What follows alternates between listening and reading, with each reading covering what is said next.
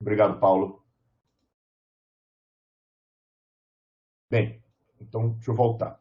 No último encontro, a gente viu que o arquivo básico do Atlas TI é a unidade hermenêutica e que dentro da unidade hermenêutica estão 6 elementos, né, que eu defini cada um deles para vocês e agora eu vou só recuperar. O primeiro deles são os primary docs, ou documentos primários, que são as fontes propriamente disso que nós vamos trabalhar.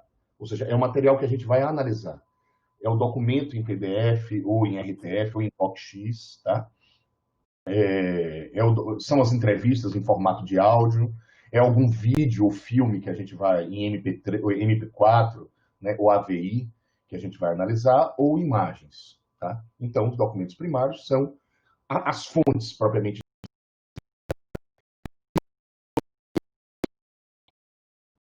Se forem trabalhar com documentos primários em texto, no formato PDF, que é importante que a gente dê um tratamento, que eu falei que chama-se, utilize algum aplicativo chamado OCR, que faz o OCR, ou seja, o reconhecimento óptico de caracteres, e dei a sugestão de vocês utilizarem o ABBYY, ou ABE, né? Às vezes cada um chama tem vários nomes, tá? Vou só colocar aqui no silencioso, porque senão não para. Bem, em seguida eu falei para vocês dos codes, ou códigos.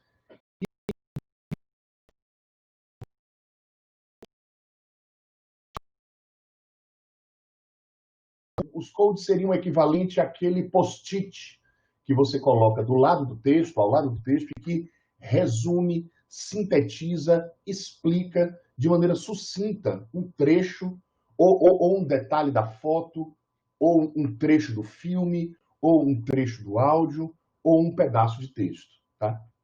Consequentemente, no momento que você codifica um trecho de um texto, de uma imagem, de áudio, de vídeo, você gera o terceiro elemento, que são as quotations ou citações. Tá?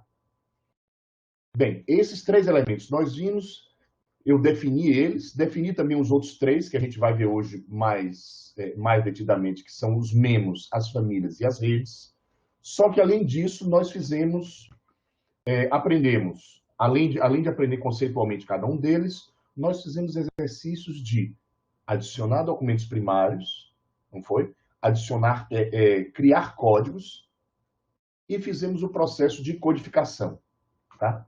Eu vou fazer isso aqui mais uma vez, certo? Porque depois, revendo o vídeo, eu achei que ficou um pouco rápido.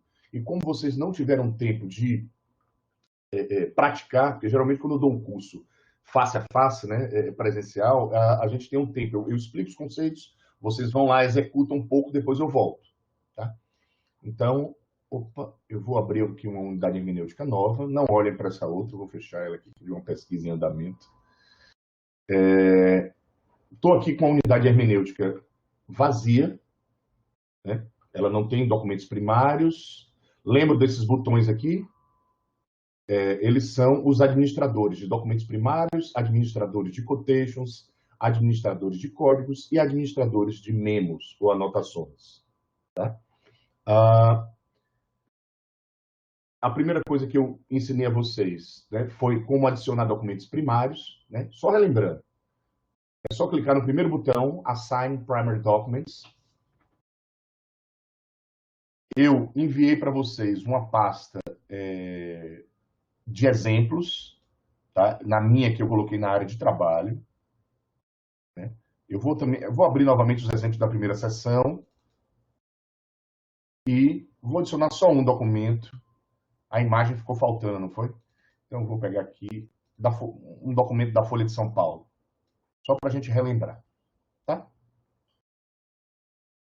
Adicionei os 4 documentos e utilizo aqui esse painel para poder navegar pelos documentos e visualizá-los.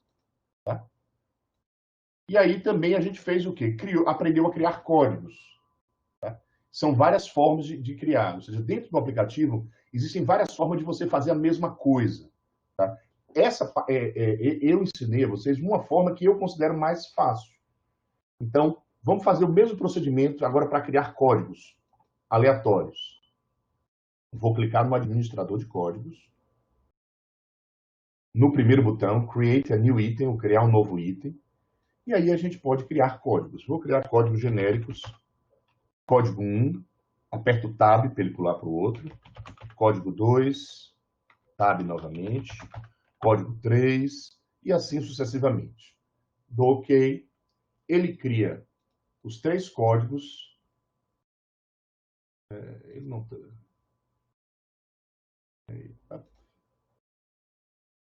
Ele criou aqui os 3 códigos. E aí eu já posso começar a fazer o processo de codificação. A gente viu também que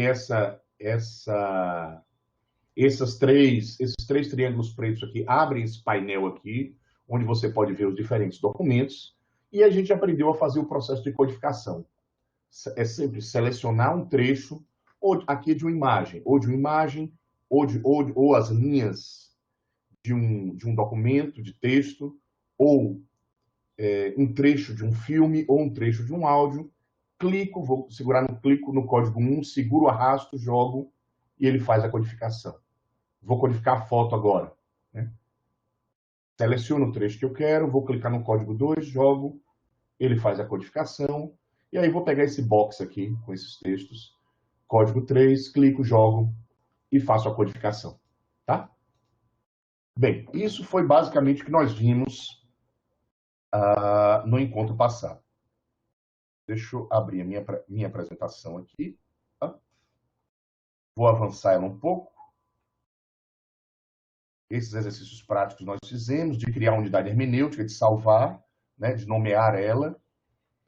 Eu disse a vocês que é muito importante que a gente tenha cuidado na utilização de unidades hermenêuticas salvas em pastas de nuvem, porque, mais uma vez, quando a gente pega um documento que está no computador e coloca dentro da unidade hermenêutica, o Atlas TI faz uma cópia desses documentos dentro de uma pasta protegida, segura do computador.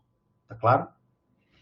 E aí o que acontece? Se você tiver o Dropbox aqui na sua máquina em casa, e você vai para o trabalho, ou vai abrir um outro computador também logado no Dropbox, você vai ver a unidade hermenêutica lá, toda corretinha, mas quando você clicar, aparece a listagem dos documentos, só que você não consegue abrir eles. Por quê? Porque o Atlas, que está vinculado com a pasta My Library, né, está nessa máquina em casa. Tá? Então, a solução para isso, eu falei para vocês, a gente vai ver, é fazer o que a gente chama de cópia pacote ou copy bundle. Hoje, no finalzinho, eu falo para vocês sobre ela. Né? A copy bundle é uma cópia, é um arquivo executável do Atlas, onde tem todos os documentos, todos os códigos que você criou, todas as quotations, memos, families e networks. Tá? E é esse documentozinho, essa copy bundle, que você pode colocar no Dropbox, no Google Drive, no Sky, no OneDrive e outros, e enviar para as pessoas. Tá? Mas vamos lá para... A gente viu a codificação do texto, viu a codificação de vídeo. Eu não consegui fazer a codificação de vídeo, porque vocês não vão escutar o vídeo enquanto eu estiver passando.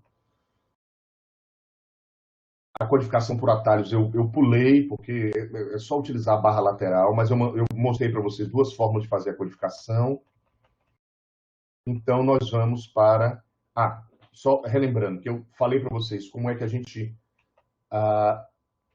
faz unlink de codes. Toda vez que você fizer uma codificação inadequada, por exemplo, vou fazer uma codificação diferente aqui. Clico aqui nesse trecho, clico com o botão direito, coding, entre code name. Aí eu vou entrar com um código novo. Vou colocar aqui, ó, código 4. Tá? Criei esse código aqui. Se por acaso eu quiser apagar isso, são 2 procedimentos. No Atlas 7. No Atlas 8 é diferente. Mas é praticamente a mesma coisa, só que é mais rapidinho. Tá? Só clicar com o botão direito e dou unlink. E aí, permanece aqui, vocês estão vendo aqui à direita, permanece aqui como se fosse um rachuradozinho, né? Ou seja, um traçozinho, um grifo, melhor dizendo. Né? É como se essa quotation ficasse livre, né? A chamada free quotation. ou seja, uma quotation sem código. Se você também quiser deletar essa quotation, você vai clicar com o botão direito e vai dar delete ou delete. Sumiu, tá? Voltando na apresentação. Só, Paulo, me lembre uma coisa aqui. A gente chegou a fazer um exercício de autocoding? Sim, a gente chegou a ver. Sim, fizemos um exercício breve. Fizemos um breve, mas assim, mas eu mostrei a apresentação do autocode ou não? Ou só a gente foi direto para fazer no aplicativo? Acho que fez direto no aplicativo, não foi?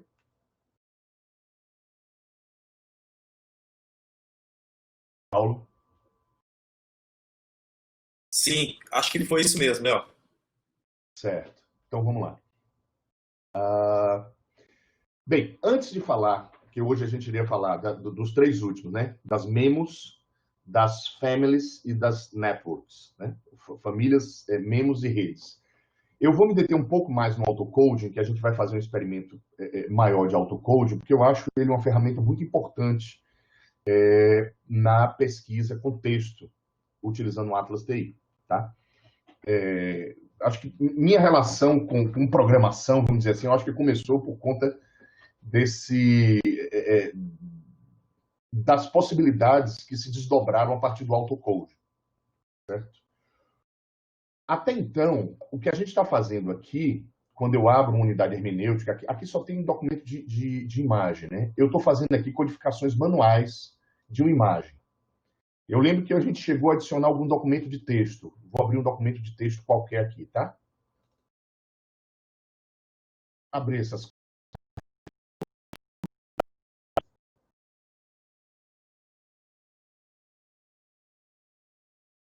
Dou um duplo clique aqui, a matéria está aberta. Notem que a gente pode, e muita gente que trabalha com Atlas pode fazer codificações, vamos dizer assim, manuais. Ou seja, você pega, lê o texto, seleciona aquilo que te interessa e vai codificando. Código 5. Tá? E assim sucessivamente. O autocoding é uma forma de você fazer codificações automatizadas, né? Eu considero uma das ferramentas mais poderosas do Atlas TI. Eu vou fechar meu WhatsApp aqui, que está alguém apitando aqui sem parar. Vamos lá. Bem, para a gente fazer o autocoding, primeiro a gente tem que estar trabalhando com documentos de texto. Tá? Então, o autocoding é voltado para documentos de texto. A primeira coisa é clicar aqui em Codes, depois Coding, Autocoding. Mais uma vez, Codes, Coding, Autocoding. Ele vai abrir essa caixa de diálogo aqui, que eu expliquei rapidamente no encontro passado, mas agora a gente vai olhar para cada um desses elementos para vocês fixarem. Tá? Esse exercício com autocode ele é muito importante e quebra um galho que vocês não imaginam. Tá? Deixa eu voltar aqui na apresentação. Vamos ver cada um desses elementos. O primeiro passo para fazer o autocode é selecionar um código ou criar um novo código. Tá? Então, ou você vai aqui no Select Code e vai clicar aqui e abrir um código que já existe, ou você vai clicar em New Code e criar um código novo. Eu vou mostrar tudo, depois a gente faz mais uma vez. Tá? Bem, em seguida, você vai utilizar esse campo aqui, onde tem um asterisco, tá vendo? Aqui embaixo, não se preocupem, aqui são exemplos de formas de buscar. Né? Exemplos que o Atlas te dá, que eu acho que eles colocaram aí para facilitar e acaba poluindo a caixa de diálogo. Então, uma vez que você selecionou o código ou criou um novo código, você vai clicar vai assinalar aqui qual é a expressão que você quer buscar. Certo? Aqui ao lado existem três possibilidades, três quadrinhos. O primeiro, Case Sensitive, é se você quer fazer uma distinção entre maiúsculas e minúsculas. Se você clicar nele, ele só vai buscar, e colocar a palavra com nome maiúsculo, ele só vai buscar a palavra com nome maiúsculo, tá?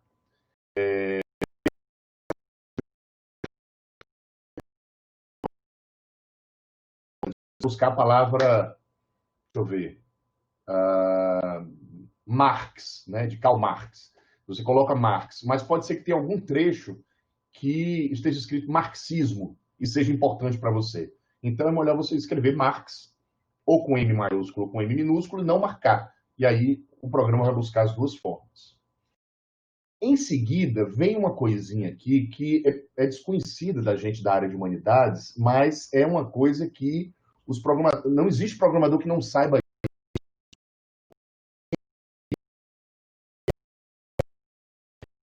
Agora, o que é o grep? Tá? E, em seguida, tem esse quadrinho assim, aqui que é Confirm Always, ou confirmar sempre. Para que ele serve? Se você clicar nele, toda vez que ele buscar a palavra e encontrar, ele vai perguntar a você, codifico ou não codifico?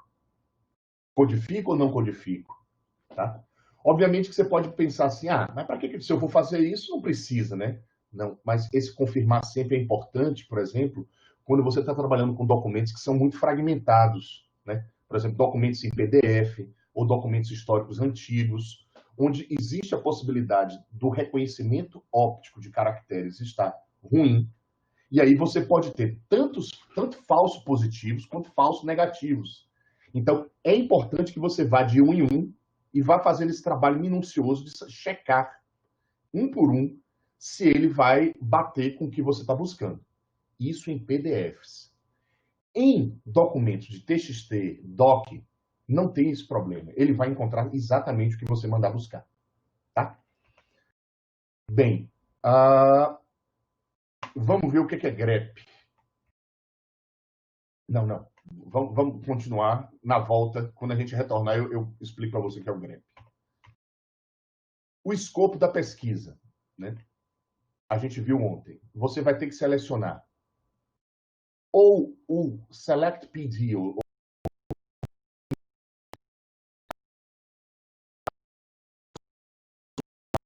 você pode escolher uma família de documentos. Aqui está cinza, porque provavelmente a unidade hermenêutica onde eu tirei esse print não tinha família nenhuma, senão apareceria a lista de famílias.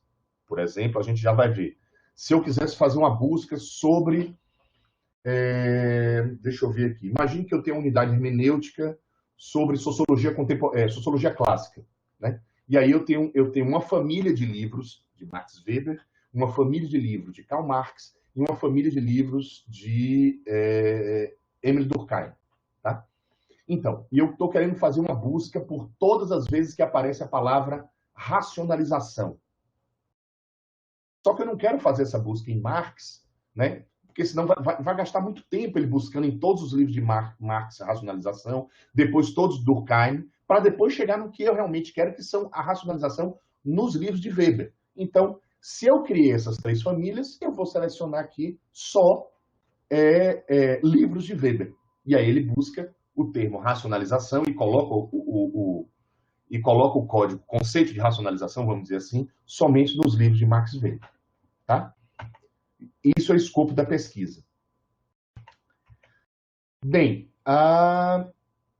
o último é a extensão.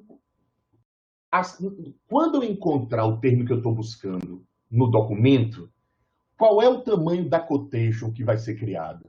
Né? No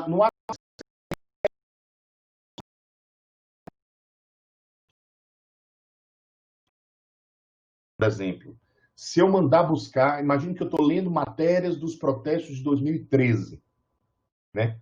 Onde o termo vandalismo foi muito usado pelos jornalistas. Tá? Só que o termo vandalismo tem variações. Tem vandalizar, vandalizaram, tem vândalos. Né? Então, se eu colocar a palavra vandal e marcar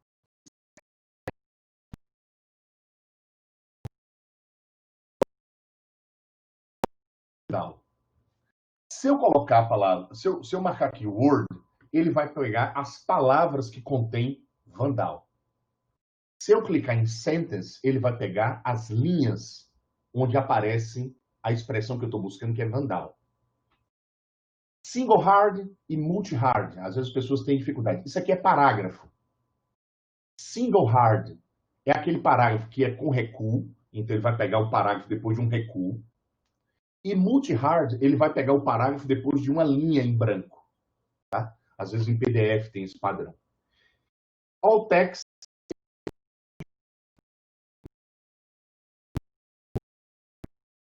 Aí você pode pensar assim, por exemplo, all text não serve muito. Serve. Imagine que você tem 200 entrevistas transcritas, entrevistas curtas transcritas, e você quer todas as entrevistas que são entrevistas com mulheres de bairros periféricos da cidade de Salvador, por exemplo. E aí você quer todas as entrevistas em que a entrevistada ou o entrevistado fala sobre violência policial. Aí você bota POL, P-O-L, né? Ou Polic, P-O-L-I-C, né? Police, né? Ou sei lá, a depender, digamos que é P-O-L-C, onde aparece o termo polícia, violência policial ou algo do gênero. Tá claro? E aí é só dar start, uma vez que você não mandou confirmar, não clicou confirm always, e ele vai fazer essa busca automatizada. Tá? Bem, eu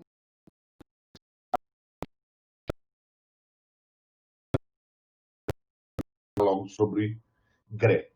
Eu sei que tem pessoas mais jovens aqui. Geralmente, o exemplo que eu utilizo é no Windows antigo. Tá? Eu vou falar ele aqui, mas depois eu vou explicar melhor, porque senão as pessoas não vão entender. Eu não sei se vocês lembram do Windows antigo, quando vocês queriam fazer uma busca de todas as imagens que tinha numa pasta, né? O formato de imagem JPG, né? Como é que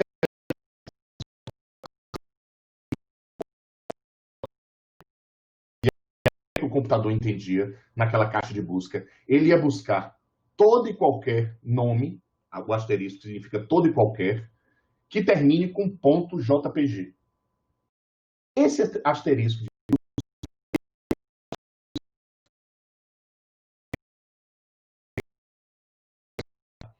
ou seja, são grep. Primeira definição de grep, que é Global Search a Regular Expression in Print, ou seja, busque globalmente uma expressão regular e imprima ela. As expressões regulares, eles são caracteres que você usa para fazer buscas específicas em documentos de texto, tá? Calma, deixa eu mostrar para vocês aqui os caracteres. Olha eles aqui, vou dar um zoom neles. Barra, ponto, asterisco, mais, menos, parêntese, colchete, cifrão e por aí vai. Eu vou apresentar apenas 3 deles para vocês. Depois tem um link na apresentação onde você consegue aprender outros, tá certo? Primeiro, vamos aqui no ponto. Vou dar um zoom aqui. Primeiro ponto. Né? Se você pegar, por exemplo, aqui, colocar ponto .ort, ou seja, eu vou clicar em grep e vou colocar ponto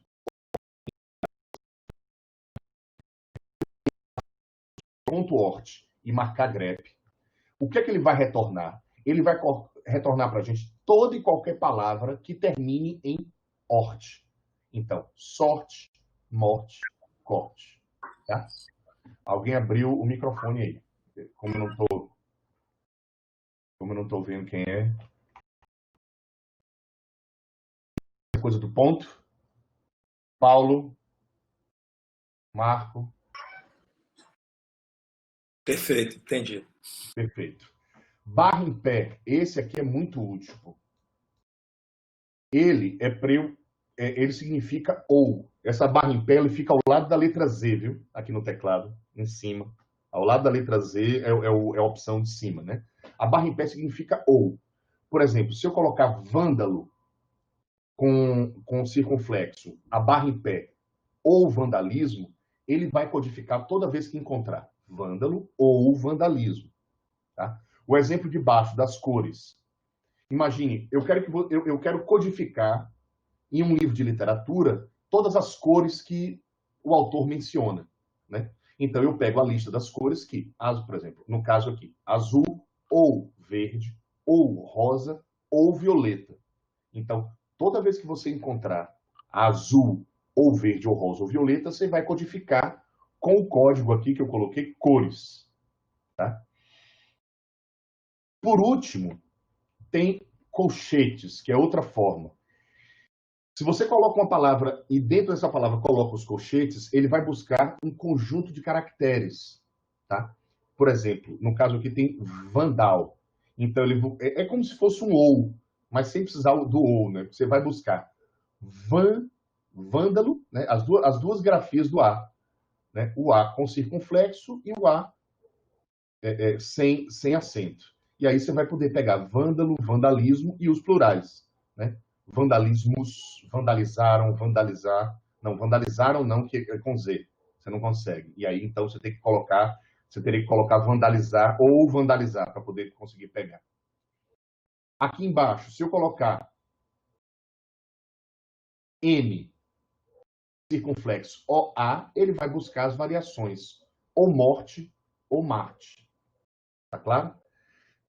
Eu sei que, à primeira vista, o grep pode parecer muito mirabolante ou muito difícil, mas a partir do momento que você está trabalhando com grandes bases de dados de texto, certo? Imagine que você tem um questionário com muitas respostas abertas, é muito importante que você consiga buscar padrões. Por exemplo, imagine que você tem um volume de 10 mil, 20 mil documentos de texto e você quer encontrar todos os CPFs que estão ali e retirar aqueles CPFs, tá? É através de grep que você vai conseguir isso, tá certo? Bem, antes da gente passar para a família, vamos aqui fazer um exercício de grep, desculpa, de autocoding. Alguma pergunta até agora? Deixa eu abrir aqui para vocês. Interromper o compartilhamento só. Eu não estou conseguindo acompanhar o bate-papo público. Rafael pediu o link da apresentação novamente. Ok, peraí que eu te mando, tá? Paulo, você consegue mandar, por favor? Vou achar aqui, vou colar o link aqui, um minuto. Certo. Alguém quer perguntar alguma coisa, gente, sobre o autocoding? Eu tenho uma pergunta, Léo. Uma vez que você atribua o autocode, e aí vamos dizer que deu um resultado, você viu que não funcionou muito bem a pesquisa. Aí, vamos dizer que marcou, né, codificou vários documentos que não precisavam. Para você limpar isso, basta você rodar a pesquisa de novo com uma nova entrada de busca, e aí ele tira os que já estavam. Como é que você faz para unlinkar todos esses que foram linkados erroneamente? Olha, essa é uma boa pergunta, Paulo. Geralmente, o que é que eu faço? Antes de fazer a codificação propriamente dita, você pode ficar ensaiando várias vezes. Então, você faz ali um autocode, deu errado, você vai lá, deleta o código, vai no administrador de quotations e deleta as quotations todas. E aí fica tudo limpo. Entendi. Entendeu? Entendi. Eu vou fazer uma codificação aqui errada e vou deletar ela e você vai ver como é que faz. Tá? Bem, vê se você consegue essa apresentação para Rafael. A professora Rafaela conseguiu entrar ainda bem. Quando eu estou apresentando, eu não consigo ver um problema dessa plataforma, né? Eu uso essa plataforma para a gente poder interagir. Então, se vocês quiserem perguntar, falar, por favor, falem e perguntem. Porque se todo mundo for ficar em silêncio, eu vou acabar migrando para o YouTube, viu? Que eu não queria. Mas vamos lá. Estou aqui com essa nova unidade hermenêutica, toda em branco, tá? Vou adicionar aqui uns documentos primáriozinhos nela. Abri o meu administrador de documentos primários. Falta compartilhar, Léo. Opa!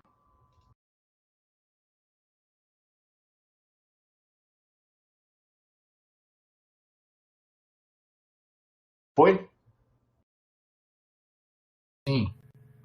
Oh, massa. Vamos lá. Então, eu estou com minha unidade hermenêutica em branco. Vou clicar aqui no administrador de documentos primários. Clico no primeiro botão para adicionar documentos primários. E aí nós vamos aqui no exemplo. Vamos ver qual foi o exemplo que eu deixei para cá na segunda sessão. Tem um exemplo 5 de autocoding. Isso, no exemplo 5, vocês vão encontrar, eu não sei, a maioria de cientista social aí não deve ter lido essas coisas, mas a gente tem aqui as obras completas de Freud, né? Do volume 1 ao volume 23, certo? Vou adicionar esses 23 volumes das obras completas de Freud, que estão no formato Word, Doc, né? Olha isso. Não, está em RTF. É outro formato do Office, né? É um formato que você consegue abrir em outros aplicativos. Eu acho que está faltando alguns volumes aí, viu, gente? Por isso que só estão aparecendo, tá vendo? Ele não importou. Eu me lembro que esses 2 documentos estavam corrompidos. Isso é um problema meu daqui, tá? Não é um problema de vocês. Eu vou apagar esses 2 aqui que estão corrompidos, eles não nos interessam. Mas a gente continua aqui com 18 documentos, né? Está faltando alguns volumes, mas aqui a gente está com os 18 documentos, né? Com os livros de Freud, tá? Vou abrir só um aqui, para vocês verem, visualizarem, que aqui é o volume 1. Né?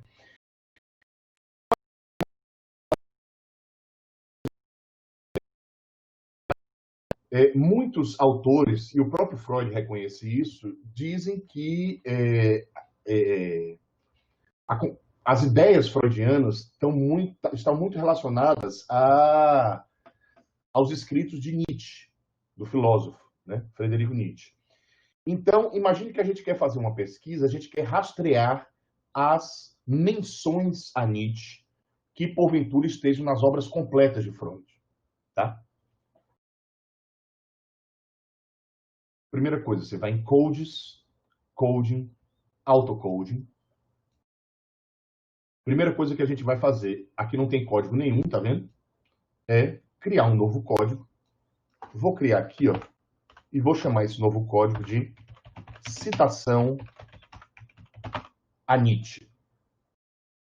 Ok. Eu escrevi errado aqui, botei 2 is. Desculpa. Não vai influenciar, não. Bem, uma vez que eu criei o código, vou colocar a expressão que eu quero buscar. Qual é a expressão que eu quero buscar? Nietzsche. Né? Se escrever errado Nietzsche, você não vai conseguir encontrar. Tá? Então, por favor, escrevam certinho. Case sensitive? Não vou marcar. Porque pode ser que tenha a palavra Nietzscheano, por exemplo, ou Nietzscheano. Né? Então, eu não vou marcar case sensitive. grep, não preciso. Confirmar sempre, também não preciso, porque o documento está em RTF. Então, a probabilidade, as máquinas não erram. Né? Elas só erram quando você diz a ela para fazer a coisa errada. Ou seja, se eu mandar buscar Nietzsche e o documento está todo bem feitinho, todo correto, a máquina não vai errar. Certo? Ela não vai esquecer, não vai deixar de encontrar. Bem, qual é o escopo da pesquisa? Todos os documentos.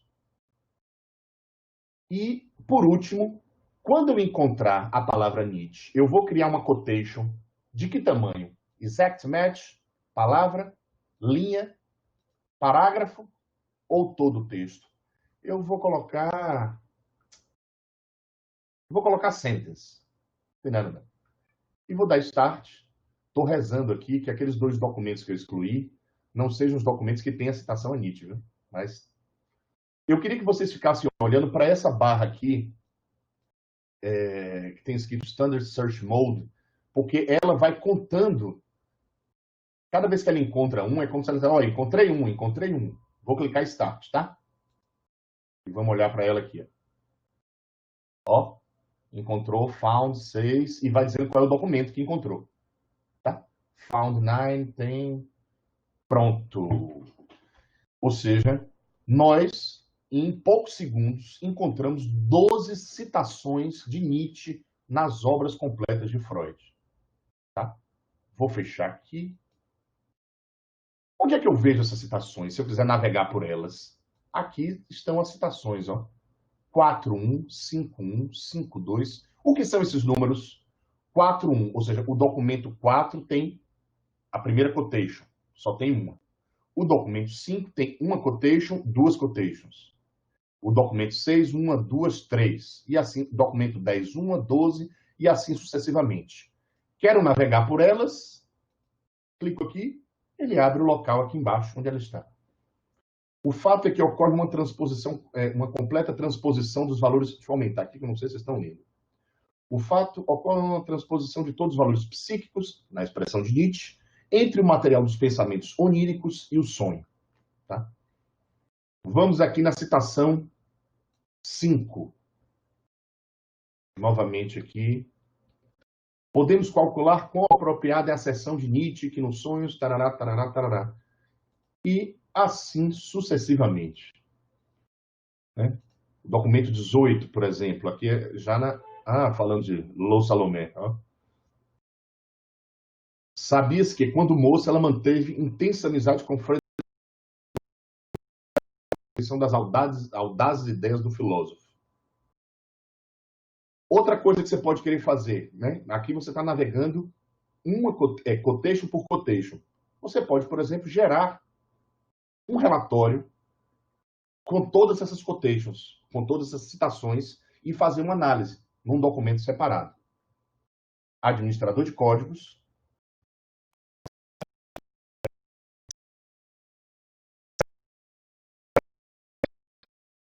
Eu vou colocar aqui o primeiro, Quotation from Select Code. Só tem um código mesmo, não vai dar errado. Clico. Ele abre essa janela, pode marcar editor, que ele vai abrir um documento de texto. Léo, volta essa parte aí, por favor.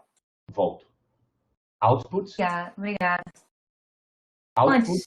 Essa. Quotations for Select Code. Eu vou fechar novamente. Eu já fiz meu autocode. Eu vou aqui primeiro no administrador de códigos. Maximizo ele para poder enxergar melhor. Só tem um código aqui que eu esqueci. Deixa eu renomear esse código aqui que está me dando... Nenhum mistério. Cliquei com o botão direito. Rename. Tá? Citação a Nietzsche. Output.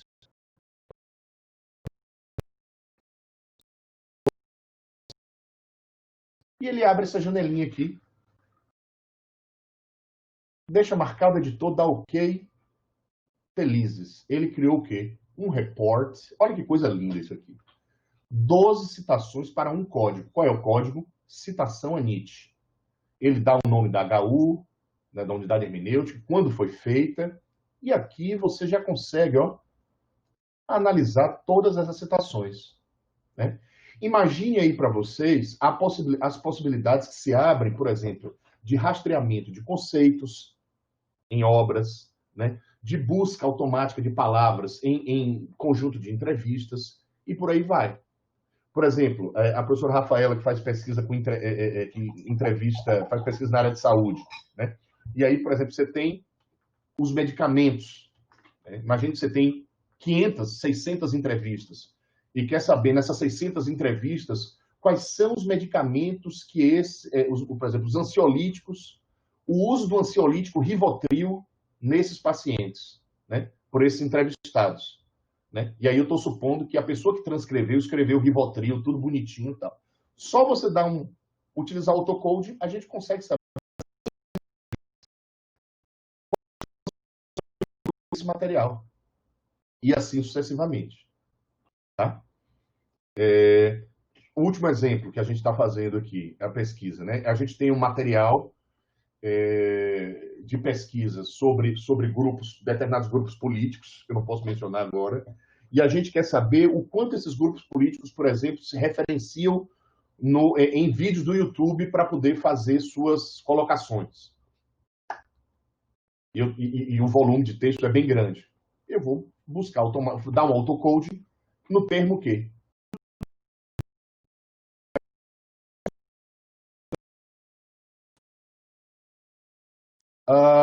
Paulo, você havia me perguntado, né? Você fez isso, imagina que a gente fez, está errado. Só eu vim aqui.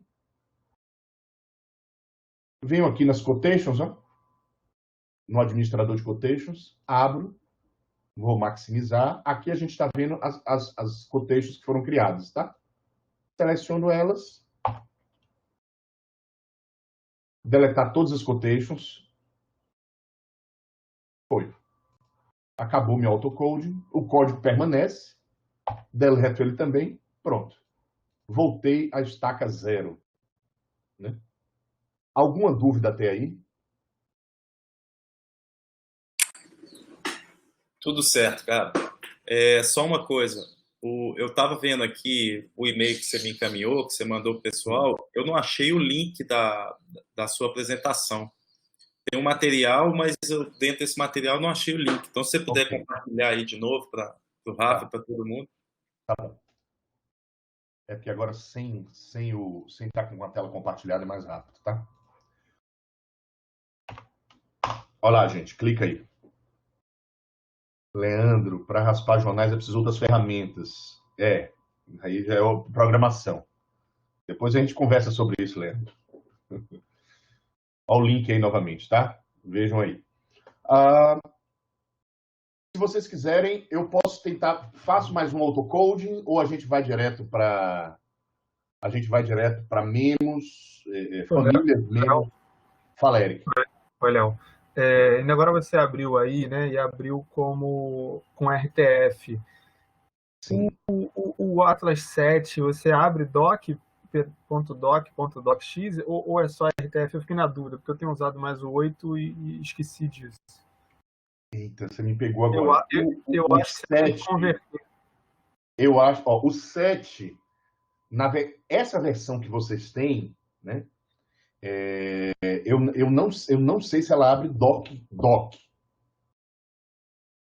mas a versão 7, com todas as atualizações, ela abre doc. DocX eu acho que não. Para abrir DocX tem que ser do 8 em diante. Tá? Beleza, valeu. Larice Pontes. Diga, Larice. O que foi?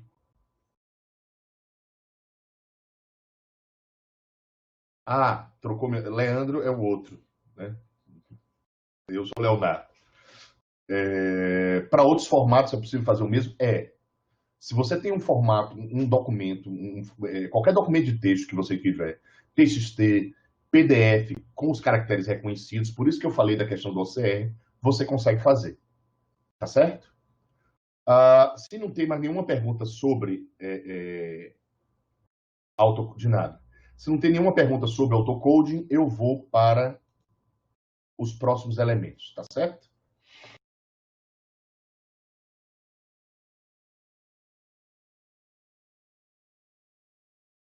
Bem, criando famílias, né? Para que você vai, primeiro, para que você vai criar família de PDocs? Para que você vai criar família de codes? Você tem que pensar, quando vocês vão trabalhar com Atlas, vocês têm que pensar grande, né? Você não tem que pensar com poucos documentos. Tem que pensar com muitos documentos. Por exemplo, eu fiz minha tese foi toda escrita dentro do Atlas, né? De modo que eu até cometi um crime. Eu deveria ter agradecido ao Atlas nos agradecimentos da tese. Eu tinha que ter colocado o Atlas, porque sem ele eu não teria conseguido fazer o que eu fiz, tá? De organização do pensamento, de link entre as coisas, tá certo? A gente não vai ver os links aqui agora. Não, eu posso mostrar os links rapidinho. É outra forma de você linkar coisas. Mas para que você vai usar famílias? Para organizar documentos primários e também organizar códigos, tá certo? Vamos lá mais uma vez. Vocês se incomodam? Deixa eu fechar aqui. Vocês se incomodam se eu continuar nessa mesma unidade hermenêutica? É uma unidade hermenêutica que tem quantos documentos? 18 documentos primários, que são os livros de Freud. Eu vou continuar nessa mesma unidade hermenêutica, só que agora eu vou colocar mais documentos. Tá? Vamos lá. Abro o administrador de documentos primários, clico no primeiro botão.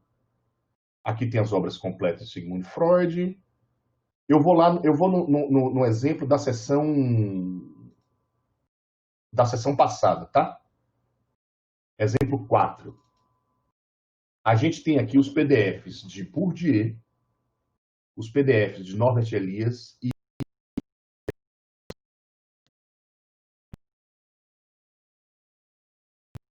Senão o computador... Ah, vou botar todos, né? E o computador vai aguentar. Ah, foi rapidinho, olha. Adicionei 7 livros de Bourdieu, tá vendo? Olha eles aqui. Vou adicionar agora 5 livros.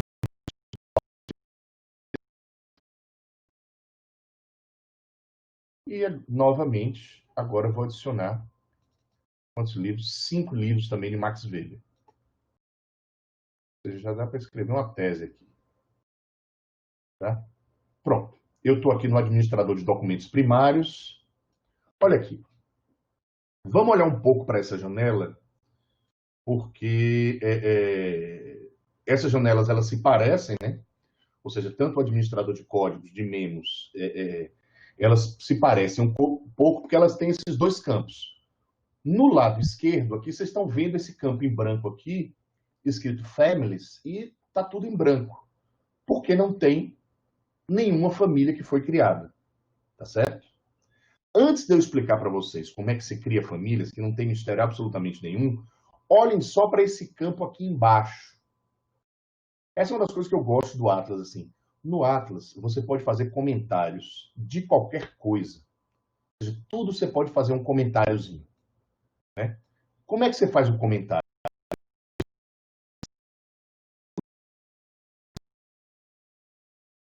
Que é o primeiro livro de Freud. Eu venho aqui e posso escrever. Ó, este vai ficar pequenininho, mas acredite no que eu estou escrevendo.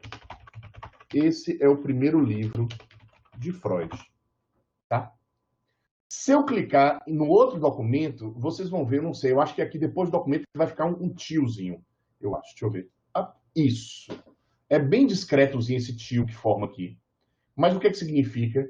Que existe um comentário nesse documento. Se eu clicar nele, ele aparece aqui.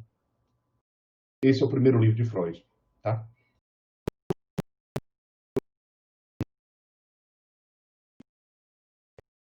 Já a gente vai ver. Eu uso esse tipo de comentário para uma coisa muito especial em relação aos códigos. Espera aí que a gente vê. Vamos voltar para as famílias. Tá? Eu tenho documentos de autores diferentes, né? Tenho documentos de Freud, documentos de Bourdieu, documentos de Elias e documentos de Weber. Vamos criar famílias para poder organizar essa biblioteca. Tá? Criar estantezinhas ou caixinhas para cada um deles. O botão que a gente vai utilizar para criar famílias é esse botão amarelinho aqui. A única coisa colorida que aparece aqui, eu acho, né? É esse botãozinho amarelo. Vocês estão enxergando? Basta clicar nele. Eu vou fazer da forma inteligente, tá? A gente teria uma forma lenta de fazer, que vai criando, analógica. Eu vou fazer de uma forma digital mais rápida. Clico. Ele abre aqui. Esse aqui o que é? É o administrador de famílias. Tá? O que é que a gente vai fazer? Vamos clicar no primeiro botão, que é Create New Family. E aí a gente já vai criar as famílias todas que a gente vai precisar. Vamos lá. Livros de Freud. Ok. Apareceu aqui livros de Freud.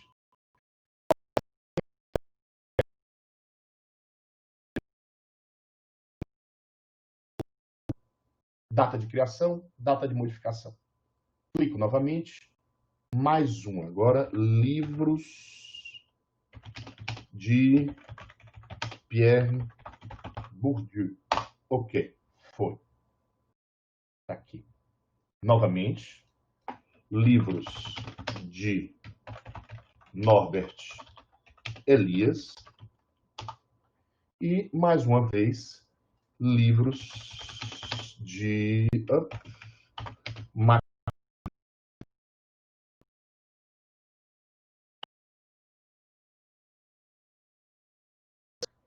dá mais trabalho aí por aqui. Fechei, voltei para meu administrador de documentos primários.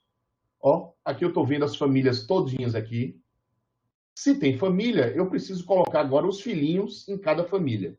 Então, simples.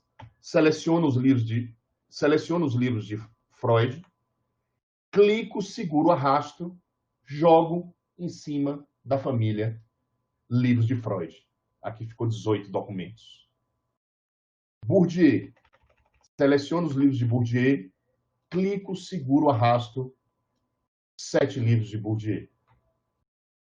Elias.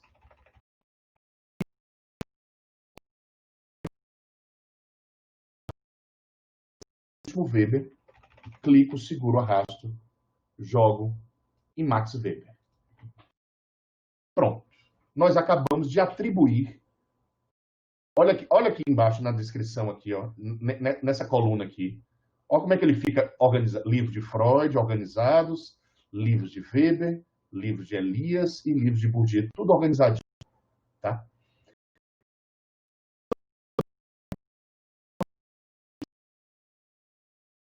Imagine que eu tô dando uma aula de, sei lá, pensamento social contemporâneo, vamos dizer assim. Aí eu vou tratar de Freud, Marx, Elias e Bourdieu. Só que eu vou preparar a aula agora de Bourdieu. Eu não preciso ficar com esses documentos todos abertos aqui, tá? Eu posso só trabalhar com os documentos de Bourdieu. Como é que você faz isso? Primeiro,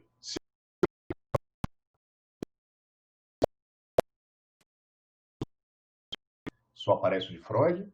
Se eu clicar em Weber, só aparece Weber. Em Elias, só aparece Elias. Bourdieu, só aparece Bourdieu. Mas se eu quiser que na unidade hermenêutica inteira só apareçam os livros de Bourdieu, né, eu posso criar um filtro. Como é que eu faço isso? Clico com o botão direito. Segunda opção, ó, Set Global Filter.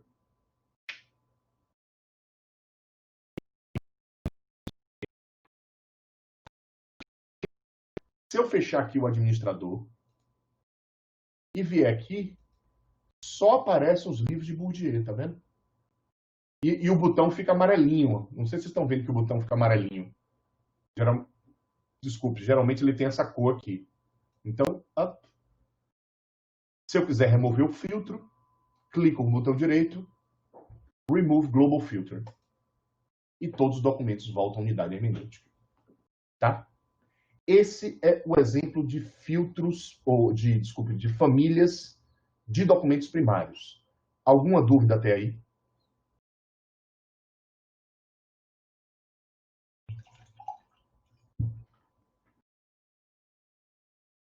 Tranquilo. Tranquilo. Eu queria ouvir o Marco. Não sei, Marco, alguma dúvida? Não, é tranquilo também. Tranquilo, né? Beleza.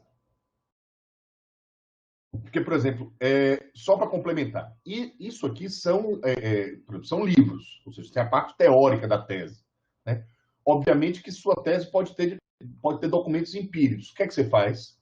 Vai no administrador de famílias, maximizar ele aqui, e pode clicar criar uma família de entrevistas. Clicar em artigos. Sei lá, vai que alguém vai trabalhar com mapas, tá? E aí você tem diferentes tipos assim, você tem uma organização. Por exemplo, agora eu vou trabalhar só com minhas entrevistas. Aqui não tem entrevista nenhuma. Só os artigos que eu já li, só os mapas, né? Só os livros de Freud, e assim sucessivamente. Bem, vou fechar aqui. Vamos lá para o administrador de códigos. Para a gente criar famílias de códigos, tá? Aqui está tudo em branco, porque eu não tenho código nenhum, tá certo?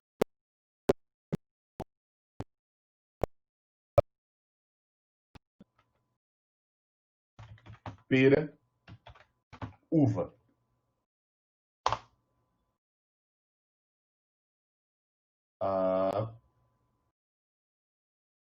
Mais códigos aqui. Deixa eu ver. Deixa eu ver. Micro-ondas. Máquina de lavar. E geladeira. Mais 3 códigos. Tá? 3 últimos. O que é que eu coloco aqui? Deixa eu ver aqui. eu ver aqui.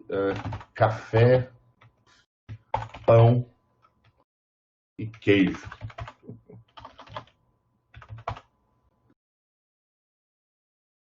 Pronto. Criei aqui esses 9 códigos. A mesma coisa. Ao mesmo botão aqui, ó, amarelinho que estava lá, é o administrador de famílias, só que agora de códigos. Certo?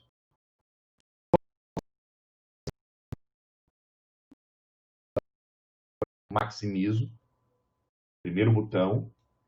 E aí, uma coisa. Eu vou criar a família frutas. Novamente, outra família. A família eletrodomésticos. E criar uma terceira família, nem sei, gente. Vou botar aqui, ó.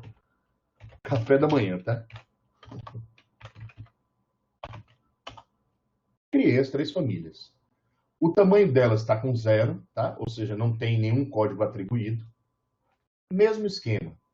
Uva, pera, vou selecionar uva, pera, maçã. Arrasto, jogo em frutas. Geladeira, máquina. Eu estou segurando o Ctrl, viu? Para selecionar. E clico. Geladeira, máquina de lavar, micro-ondas. Arrasto, jogo em eletrodoméstico. Café. Cadê pão? Cadê queijo? Queijo. Pronto. Arrasto para o café da manhã. E eu agora tenho minha família de códigos. Tá? Aqui embaixo, notem esse espaçozinho aqui. Deixa eu colocar Show All Codes. Aí ele mostra tudo. Né? Aqui embaixo, assim como acontece no administrador de documentos, esse espaço aqui é para você fazer comentários sobre os códigos. Né? Eu estou estranhando que não está aparecendo. Deixa eu só mudar a forma de visualização, tá? View, Large, Details, mas não está aparecendo. Não.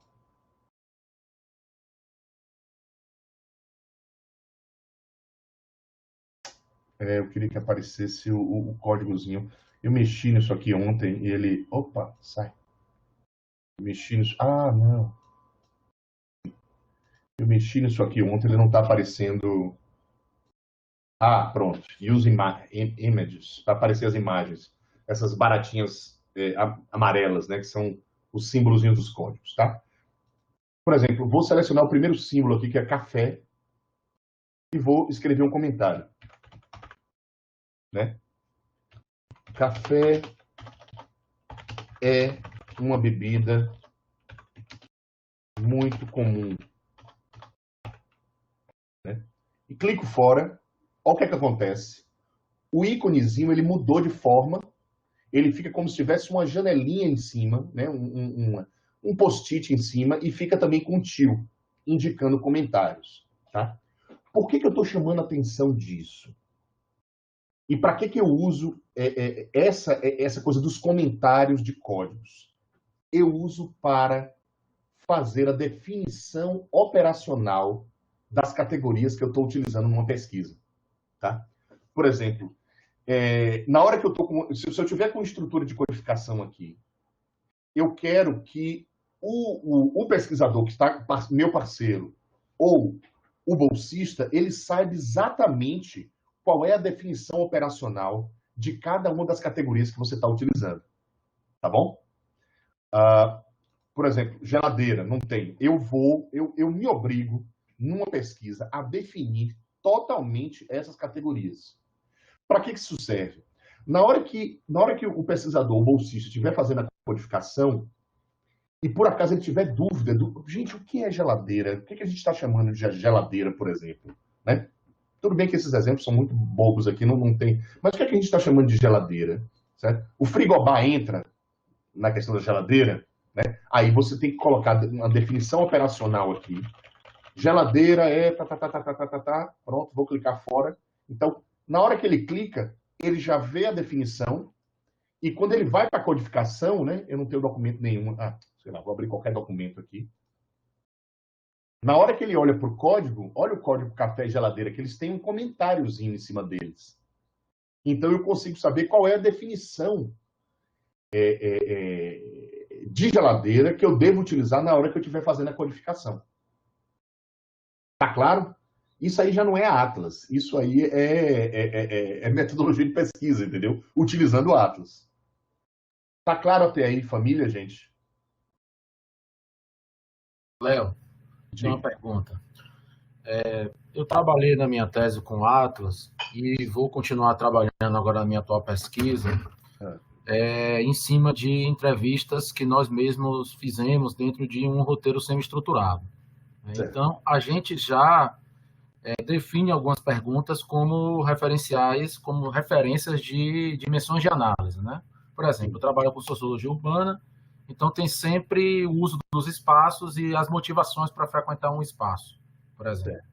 Tá? Então, vamos dizer que eu vou lendo, eu fiz 30 entrevistas, eu vou lendo todas, só as respostas de motivação, por exemplo, e vou definindo códigos. Depois, eu gostaria de agregar esses códigos dentro da ideia de motivação. Você acha que a ideia de família serve para isso?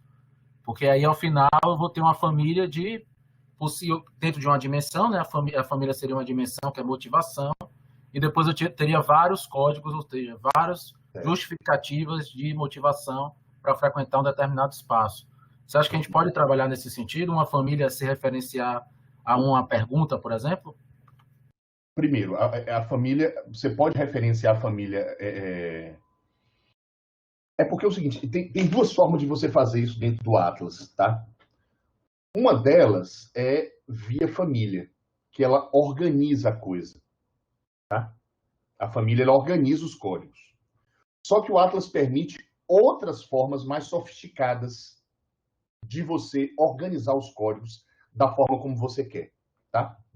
Eu vou compartilhar minha tela e vou dar um exemplo ao vivo, né? Vou abrir um projeto novo aqui, tá? Estão vendo minha tela? Sim. Certo. Eu estou aqui, eu vou abrir meu administrador de códigos, estou com os códigos vazios aqui, tá? Que aí agora, numa sentada,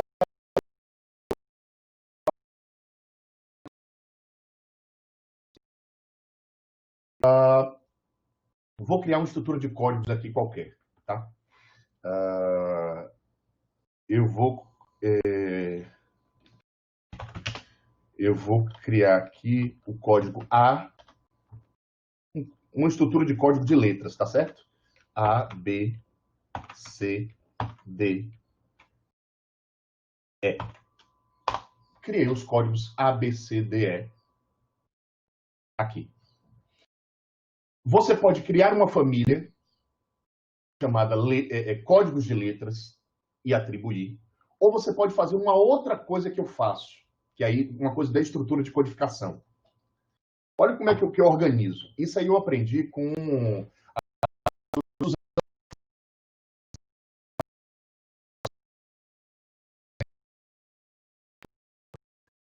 eu vou criar novos códigos e aí você vai entender como é que eu raciocino, né? Eu vou criar um código cosmético fictício chamado letras e vou colocar 2 pontos, 2 pontos. Em seguida, aí, para facilitar, vou copiar ele aqui. Ctrl C. E boto letras, letras, letras, letras e letras. E aqui eu coloco A, maiúsculo, A, B, C, D e E. Tá? Vou criar esses códigos. Pronto. Até aí, vocês sabem fazer, fizeram, não tem nada. Só mudou a nomenclatura. Olha o que é que eu vou fazer, Rafael, que é bem interessante. Eu posso selecionar esses códigos aqui, A, B, C, D e E, clicar neles e arrastar para cima desse código cosmético que eu criei, chamado letras.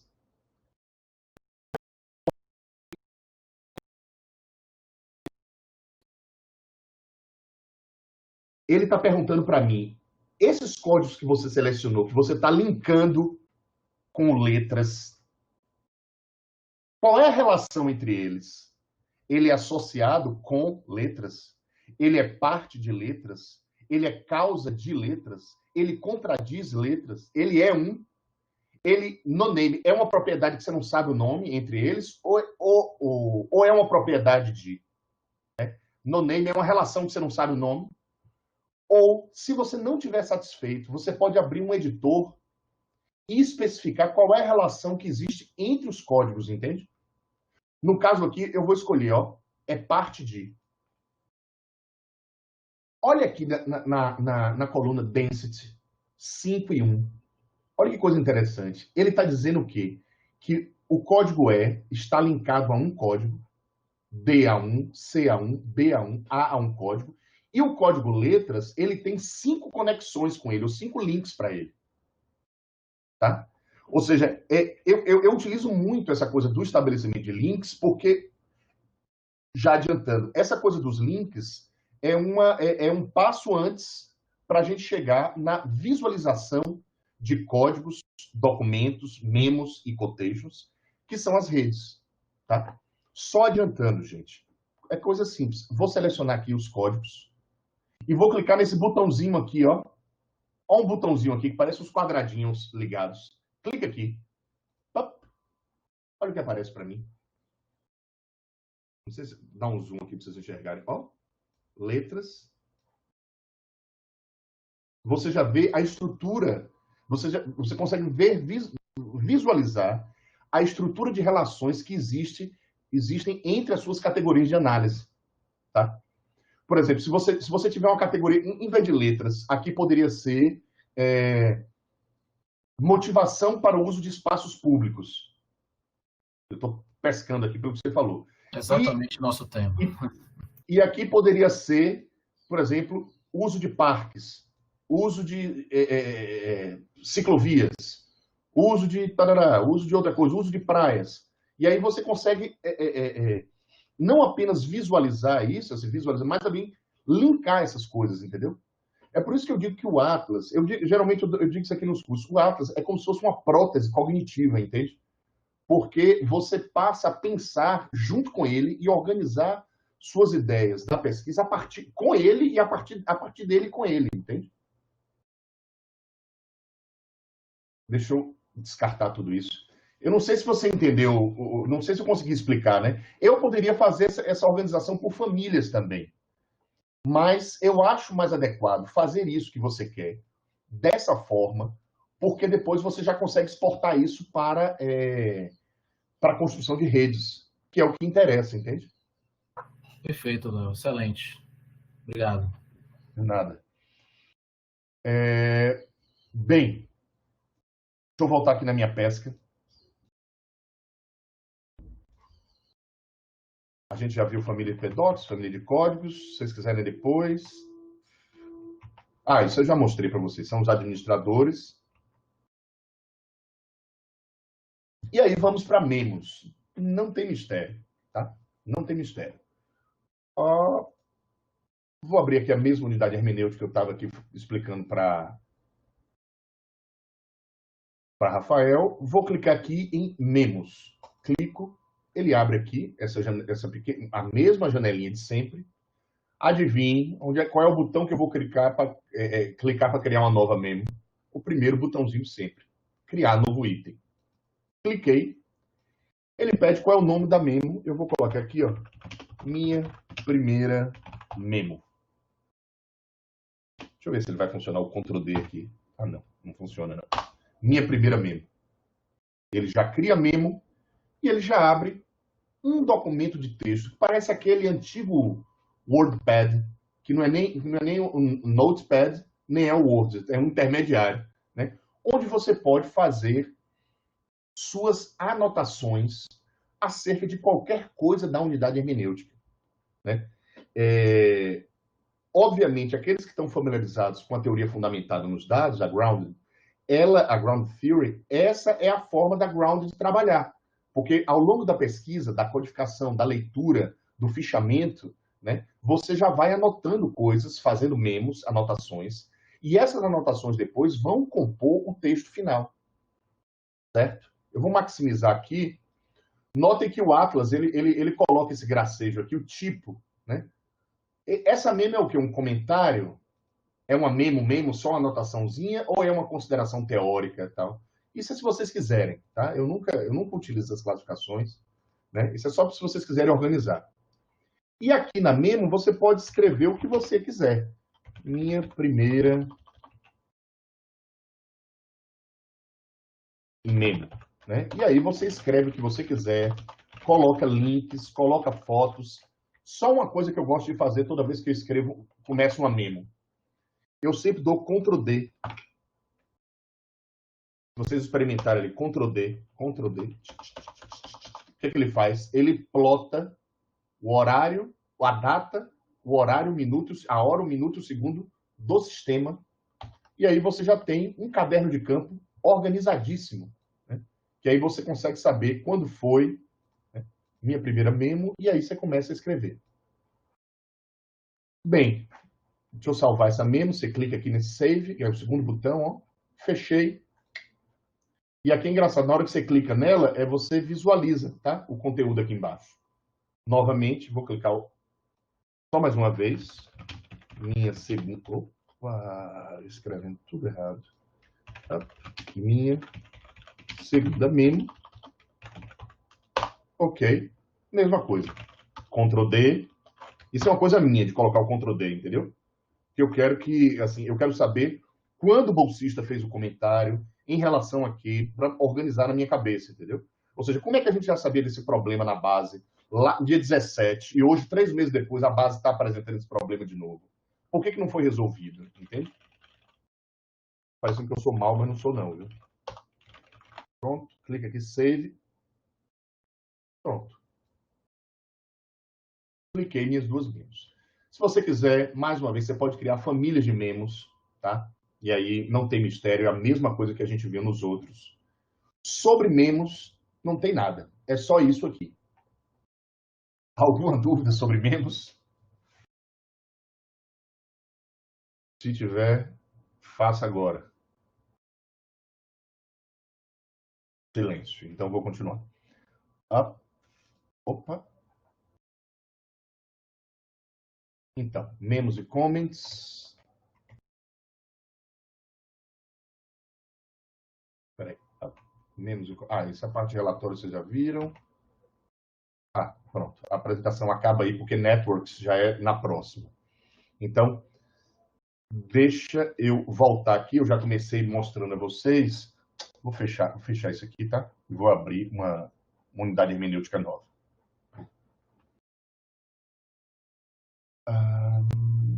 Deixa eu ver se eu coloquei um exemplo para vocês. Se eu coloquei um exemplo para vocês com na segunda sessão de Networks. Coloquei. Lembrei agora. Van Gogh.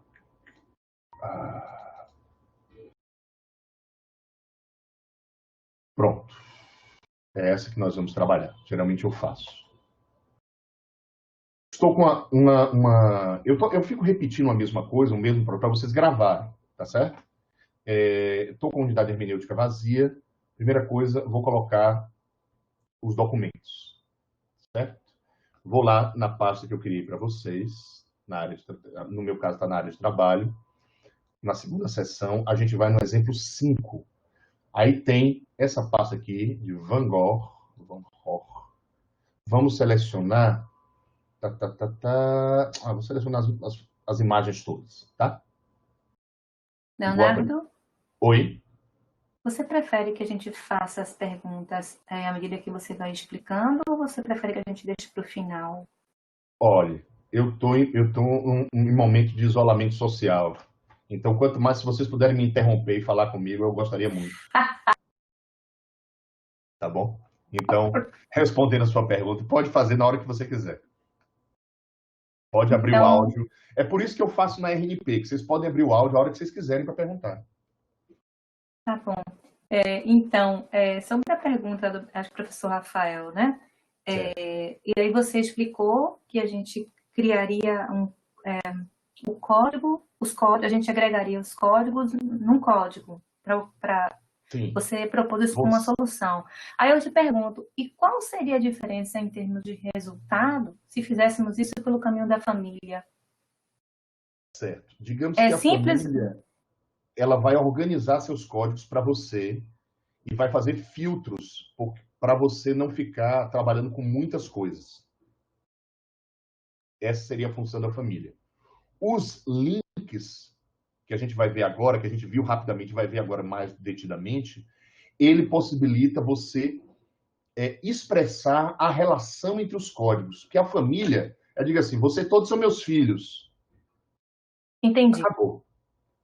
Já a estrutura de redes, de links e redes, vai dizer assim, qual é a relação que existe entre esses irmãos? Eu gosto mais de você, eu gosto menos. Você, aquele irmão ali, ele sabe tocar violão, esse aqui mexe no computador, aquele é bom na bicicleta, entendeu? Então, digamos que as famílias agrupam códigos semelhantes e os links, eles permitem a estrutura conceitual da relação entre os códigos. E, consequentemente, se você estabelece links com essa estrutura conceitual, depois você consegue visualizar essa estrutura, entendeu? Que é o que a gente vai fazer agora. Perfeito. Obrigada. Perfeito? Quem é você? Desculpa, só diga seu nome para eu saber de onde é.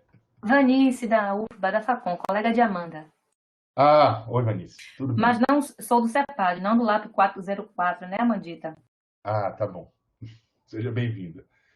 Bem, Obrigada. adicionei aqui 8 imagens, tá? Eu não sei se eu vou conseguir codificar todas elas, que vai ficar chato para vocês. Vou codificar só 3, tá? Adicionei 8 imagens aqui de Van Gogh. O que a gente vai fazer? Criar uma estrutura de códigos. Clico no meu administrador de códigos. Clico no primeiro botãozinho. Vamos lá. Deixa eu ver aqui como é que eu faço. Deixa eu ver se tem uma pesca aqui, gente, rapidinho. Tem a pesca aqui, para eu não ter que escrever, tá? Olha aqui. Já tem aqui a estrutura bonitinha, tá? Elementos do... Tá vendo? Eu vou criar essa estrutura de codificação aqui. Vocês já estão imaginando o que é que eu vou fazer com elas, né? Elementos do rosto. Vai ser minha categoria cosmética de organização. Guarda-chuva, vamos dizer assim. Elementos do rosto. Eu não vou direto por aqui. Boca, orelha, olhos,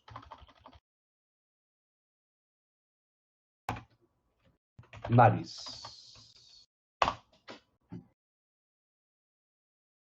Cliquei uma estrutura de codificação simples aqui. Primeira coisa que eu vou fazer, estabelecer links, tá? Eu estou fazendo isso aqui agora, mas esses links eles podem ser feitos e desfeitos em qualquer momento da pesquisa, tá claro?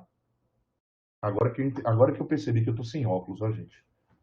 Por isso que meu olho está começando a lacrimejar aqui. Seleciono, jogo em elementos do rosto, e aí ele vai dizer qual é o tipo de relação que você quer estabelecer entre esses códigos, tá? Eu não vou abrir esse editor de relações, senão vai ficar muita coisa na cabeça de vocês. Eu vou utilizar uma dessas aqui que o Atlas já traz pré-configurado. Mas, se essas relações não forem suficientes, vocês podem criar as relações de vocês. Tá? Eu vou usar novamente, parte de. Né? Pronto. Criei uma estrutura de relações de links. Aqui a densidade como mudou. O que eu preciso fazer, fechei. Agora o que eu preciso fazer é codificar alguns elementos. Tá? Deixa eu abrir o primeiro aqui. Eu não vou fazer de todos não, viu? Senão vocês vão... Abrir a foto. Abro aqui as codificações. Vamos lá, tá? Boca. Arrasto, jogo. Nariz. Arrasto, jogo. 2 olhos. Arrasto, jogo. Orelha. Arrasto, jogo. Terminei a codificação. Passo para seguinte. Tá? Dou zoom para melhorar. Vou na sequência, né? Na ordem. Boca. Nariz. Tem que ter coordenação. Ó, tem que usar mouse, hein? Se você for tentar fazer isso aqui no dedo. E orelha. Só mais uma, tá? para não ficar chato para vocês. Qual foi? Terceira. Aqui. O olho, ele não dobra não, viu? Vai ficar nesse formato aí. Vamos começar pela boca.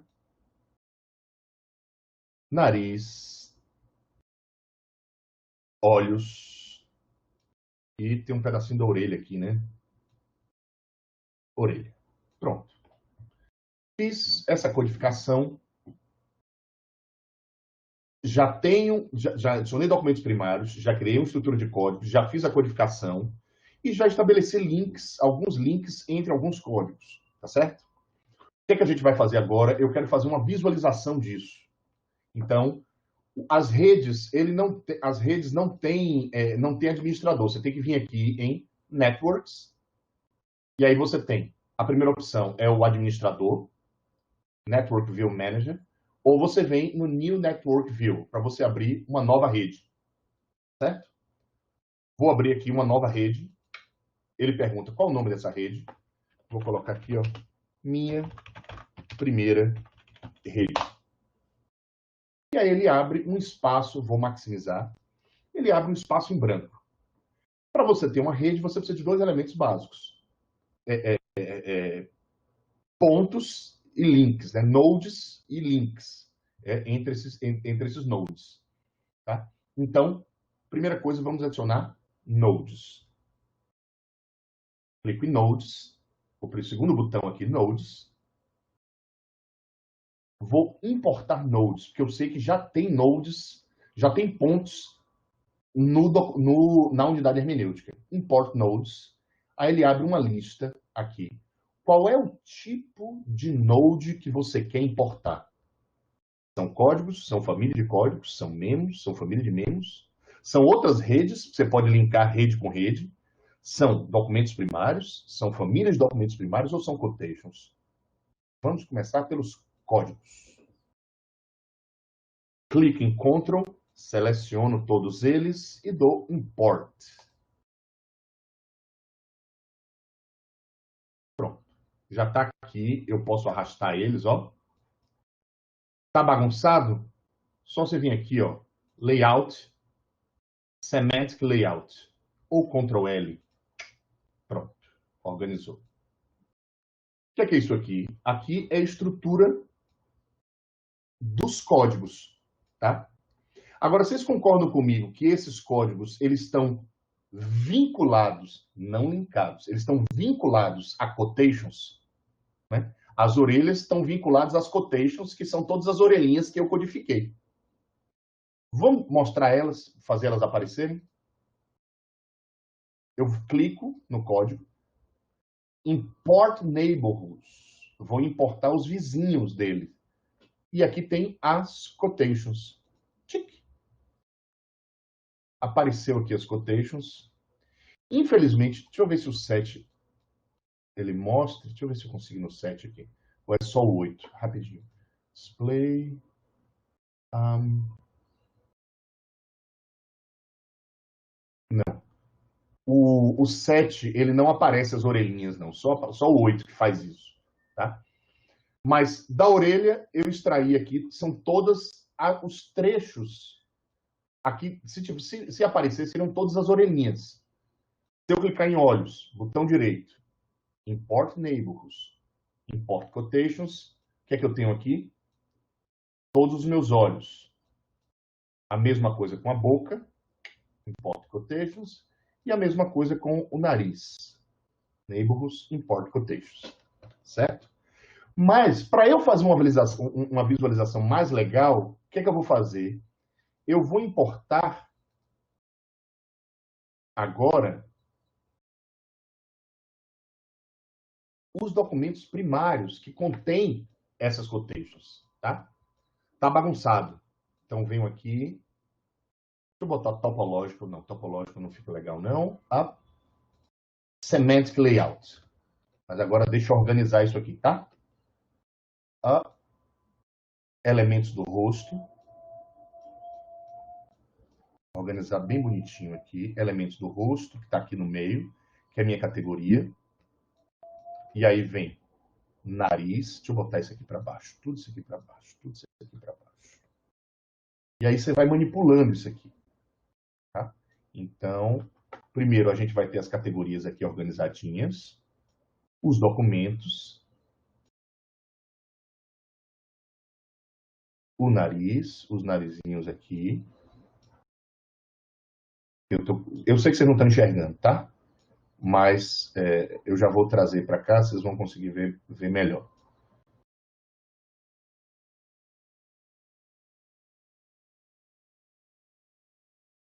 Pronto. Agora já não está 100% não,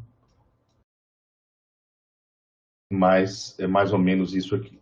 Então, o que é que a gente vai ter aqui? Note que só eu consigo ter toda a estrutura de organização de todos os materiais da unidade hermenêutica. Eu tenho os elementos do rosto, as partes dos elementos do rosto, né? O nariz, a boca, a orelha e os olhos. O nariz, por sua vez, aqui eu consigo ter as quotations do nariz. E eu consigo saber, por exemplo, onde é que estão as quotations desse nariz, entende? No caso aqui tem a da imagem de Van Gogh, certo?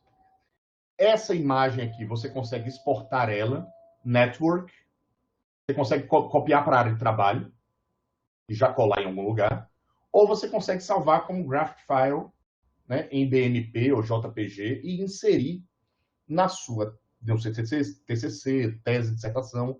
Ou seja, para que eu uso, por exemplo, no meu caso, por que eu uso a estrutura de redes?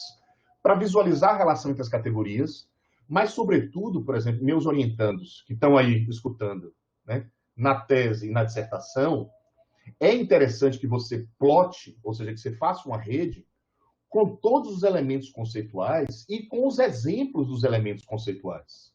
Tá? Por exemplo, isso aqui para montar aula é muito útil para você organizar seu pensamento. Tá certo? Eu vou só dar mais um exemplo, agora utilizando texto, só que agora eu vou fazer um pouco mais rápido, tá certo? Já são 15h33. Tá? Eu vou descartar essa. Léo, Diga lá. desculpa, só a título de uma reflexão metodológica, eu já vi numa dissertação de mestrado uma pessoa que utilizou o Atlas e fez uma rede como essa e queria provar a partir da rede que havia uma correlação entre os fenômenos. Só que ela queria provar dentro de uma lógica quantitativa, digamos assim. Ela achava que colocar a rede no texto provava como se fosse um cálculo quant de que aquela relação existia. Ela não estava fazendo uma análise qualitativa e argumentando com a rede como ilustração. Então, só para refletir que essa rede, nós que fazemos, somos nós que dizemos as relações que existem entre os elementos, né? Se é parte, se é contradição, se é o todo, etc., etc., que, por si só, isso não explica uma causalidade, por exemplo, que é o que essa pessoa estava querendo fazer, né? Ilustrar uma causalidade. Exatamente, Rafael. O que acontece? Eu sou extremamente crítico com essas, por exemplo, que a visualização, a gente diz em ciência dos dados, né? Que visualização surpreende, mas não é escalável. Isso quer dizer o seguinte, que às vezes, isso tem acontecido muito, eu tenho visto isso, quem estuda redes sociais, quem faz pesquisas, está se formando um certo fetiche da visualização. Como se a visualização bonita, um gráfico bonito, ou uma rede conceitual bonita, né? Uma rede semântica bonita de Twitter e tal, que ela por si só já explica, entende? Isso é falso. Agora, o Atlas, ele permite formas quantitativas de você tratar o material, que a gente não vai ver aqui.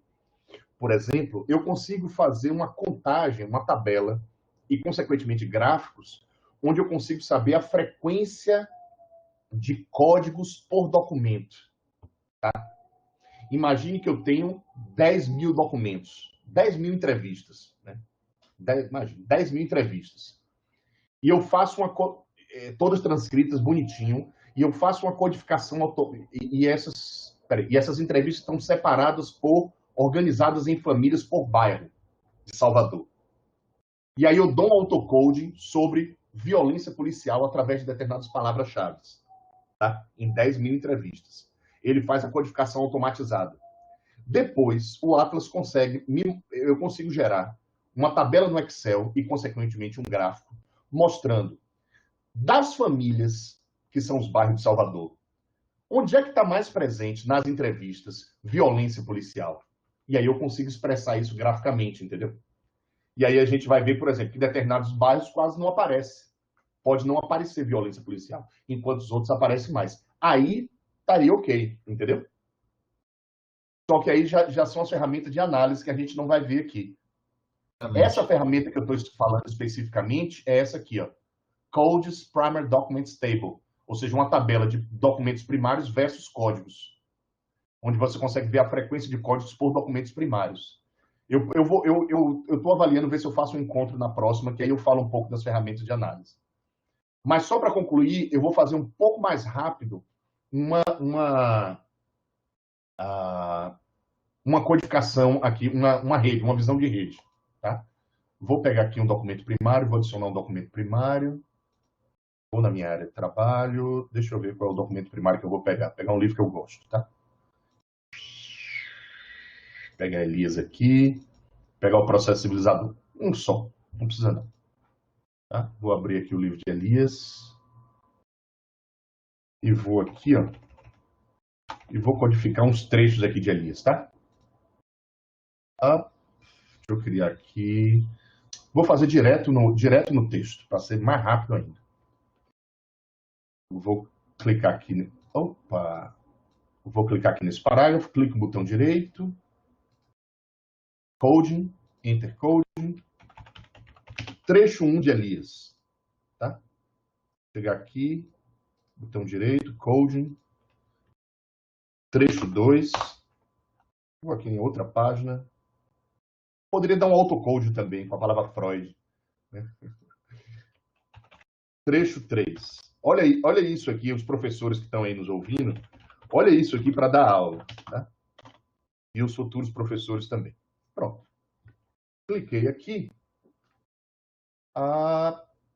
Vou aqui em Codes. Trecho 1 tal. Vou clicar só fazer só um cosméticozinho aqui, tá? Não botei nem ponto nos dois. Arrasto, jogo. Parte de. Pronto. Aí venho aqui em Networks, nova rede. Vou botar aqui, nomear ela como rede mesmo. Adicionar agora vamos adicionar os nodes. Nodes. Aí eu teria que importar os nodes um por um. Se vocês quiserem fazer mais rápido, congelando aqui, eu poderia somente vir aqui, ó, no administrador de códigos, onde eu estava inicialmente, selecionava os códigos e clicava nesse botão aqui. Que ela já ia me abrir a rede com eles, ó. Voilà. Ó, o trecho. E aí, aqui, eu tenho o trecho 1, o 2 e o 3. Tá certo? O que é que eu vou fazer agora? Seleciono os 3, botão direito. Opa, não. Nodes. Import neighbors. Olha. Já vem a citação textual, tá? E opa! Deixa eu adicionar também nodes, import neighbors. Ainda vem a capinha do livro, né? Deixa eu ver se ele consegue me dar um layout fit to window, semantic layout.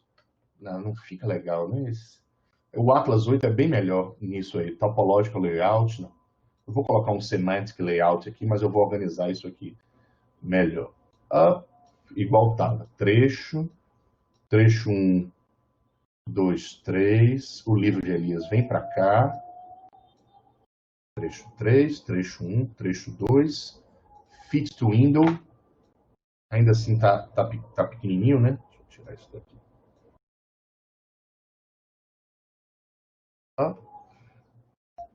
Puxar para cá o trecho, puxar para cá, e aí eu tenho os trechos que eu quero citar, né? Display, layout, fit to window, pronto. E aí, por exemplo, se você for montar a aula sobre Norbert Elias, você já tem os trechos, por exemplo, que você pode ler e já grifar dentro do Atlas, né? E aí, ó, nesse trecho aqui ele está tratando do conceito de civilização e por aí vai. Ou seja, note que as redes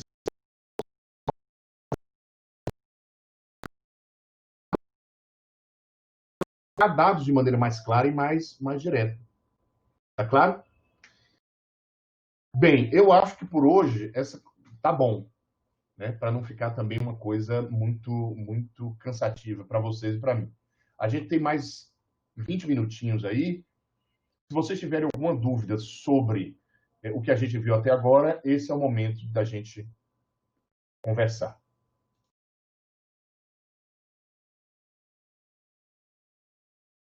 Agora que eu estou vendo aqui o bate-papo público. Leonardo, ficou confuso para mim esses links. O que é que ficou confuso, Lucas? Escreva aí um pouco. Eric está dizendo, no meu caso de história social, as redes tornam visíveis as próprias redes sociais construídas por sujeitos históricos. Como assim, Eric? Fala aí pra gente. Eric saiu. Fala, Léo, não sai não, porque eu tô aqui. Tá me ouvindo? Tô ouvindo. Foi um teste para saber se você estava aí. Ah, tá. Não, é porque possibilita, por exemplo, no caso quando eu estou trabalhando com jornais, Diário Oficial da União, registro de nascimento de uma única pessoa, né? Estou acompanhando um sujeito histórico. Quando tudo isso está dentro do Atlas, eu consigo encontrar as redes sociais estabelecidas por esse cara, o sindicato que ele frequenta, a igreja que ele vai, isso, a rede me facilita visualizar isso. Ainda é possível eu fazer o link com outros sujeitos, né, da mesma pesquisa, encontrar os dois numa mesma citação, numa mesma referência que poderia passar se não tivesse esse recurso do Atlas, né? Certo.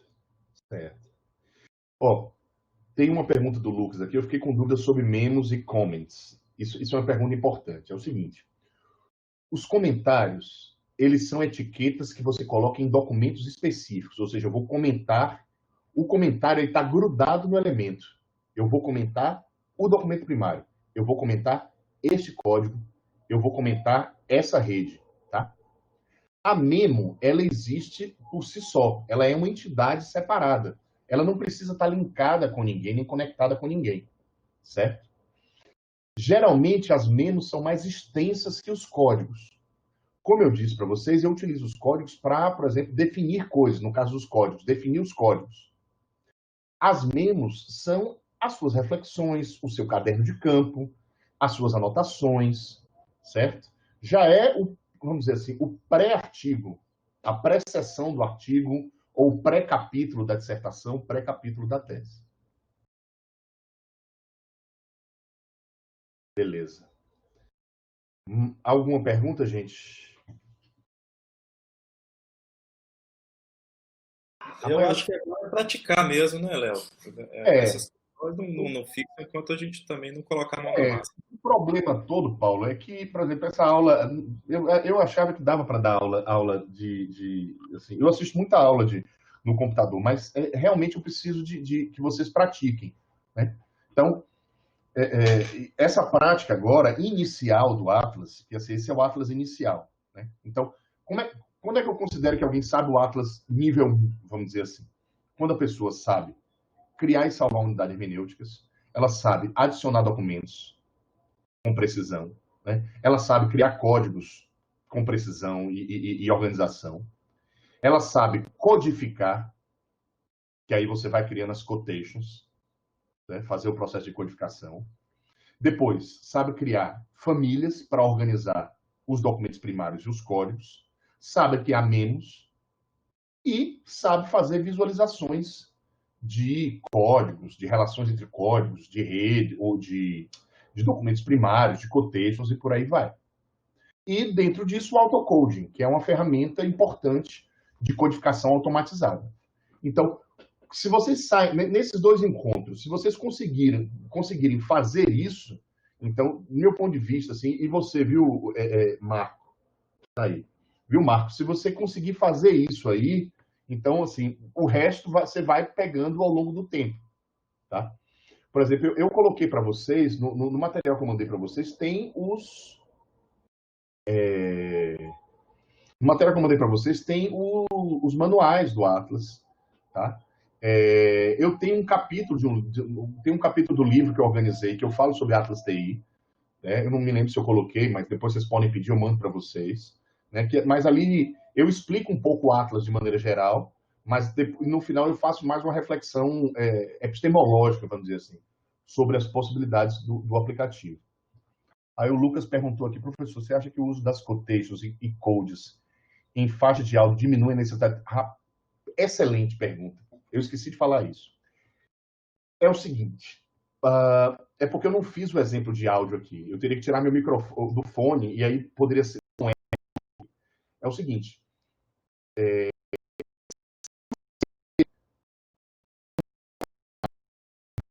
Ou seja, que, se você faz uma entrevista com alguém e você não precisa fazer uma análise de absolutamente tudo que a pessoa disse, mas você quer tratar de temas, assuntos dentro da entrevista gravada em áudio, o Atlas é a melhor ferramenta. Por quê? Você não precisa fazer a transcrição de tudo isso. Então, basta... O exemplo que eu dou, eu pego o poema de Carlos Drummond de Andrade e pego o trecho onde ele fala de Robinson Crusoe. São 2 momentos. Então, eu codifico exatamente o trecho que me interessa. Né? Então, no caso do Atlas, você vai codificar o áudio só no trecho que interessa para a sua pesquisa. E você faz a transcrição daquele trecho. Tá? E, muito em breve, né? Eu não pego, eu não leio teses e dissertações em formato de papel. Né? Eu prefiro ler digital, porque eu leio dentro do Atlas e já vou codificando. Né? Se isso se tornar o padrão, né? Ainda mais na pandemia, que você não vai poder entregar uma tese, sei lá, contaminada, sei lá, para alguém. Então, o que acontece? Você poderia colocar o trecho do áudio. Então, você vai ali, transcreve, se quiser, ou você bota o trecho do áudio e a pessoa clica no PDF e aparece o áudio. E imagine, o próprio, tudo bem que pode ter problemas éticos aí e tudo mais, né? A identificação da voz e tal, mas assim, a pessoa escuta o entrevistado falando exatamente o trecho ao qual você se refere. Tá? Ótima pergunta, Rafael. Ótima pergunta. Trabalhar com várias pessoas, aí já é um nível de organização massa. O que é que eu faço? Tá? Primeiro, a primeira coisa, a gente começa fora do Atlas, tá? A gente faz uma leitura, eu pego um material, divido o material de pesquisa, os documentos primários, e todo mundo lê os documentos primários, a gente discute e cria a árvore de codificação, né? A árvore, a estrutura de codificação. O que é que eu faço? Eu crio várias unidades hermenêuticas. A unidade hermenêutica 1, unidade hermenêutica 2, 3, 4, 5.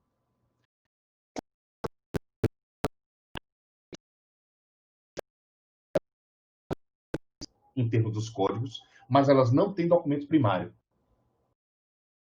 Tá certo? E aí eu mando essa unidade hermenêutica vazia para meus 5 bolsistas e mando os documentos que eles devem adicionar. Às vezes eu até já adiciono o documento. E aí, quando eu adiciono o documento, deixa eu compartilhar minha tela aqui. Faltam 10 minutinhos para acabar. Né?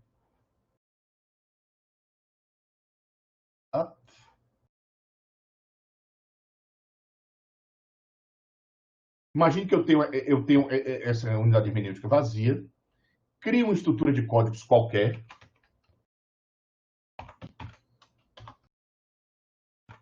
deixar assim mesmo, tá? E tenho uma estrutura de códigos. Eu venho aqui, adiciono alguns documentos primários. A estrutura de código é a mesma, né? Ou seja, vai ser...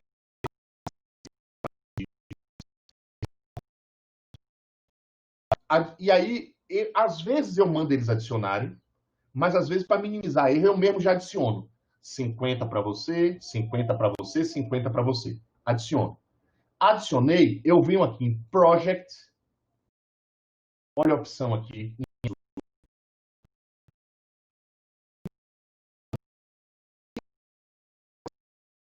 E lembrar. Na hora que eu clico aqui, ó. Ele pede para salvar primeiro. Vou salvar aqui. HU.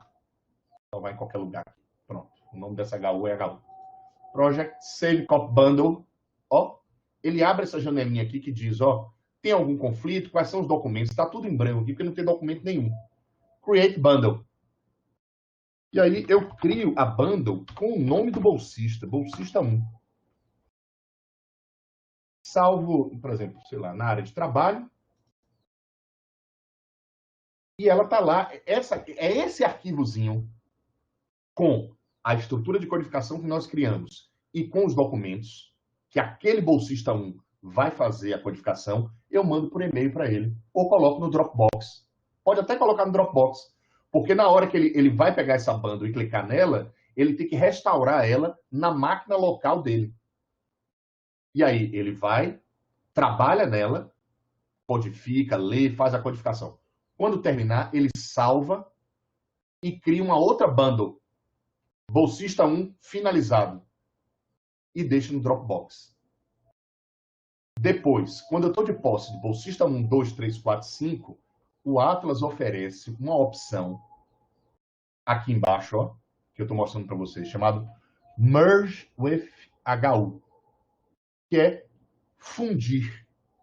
Então, eu consigo pegar, aí ele me pergunta, eu consigo pegar 5 unidades hermenêuticas, as 5 bundles de unidades hermenêuticas, tá? E fundir elas numa unidade hermenêutica única. Ele só me pergunta, os códigos são iguais, senhor? São iguais. Então, só os documentos primários são diferentes.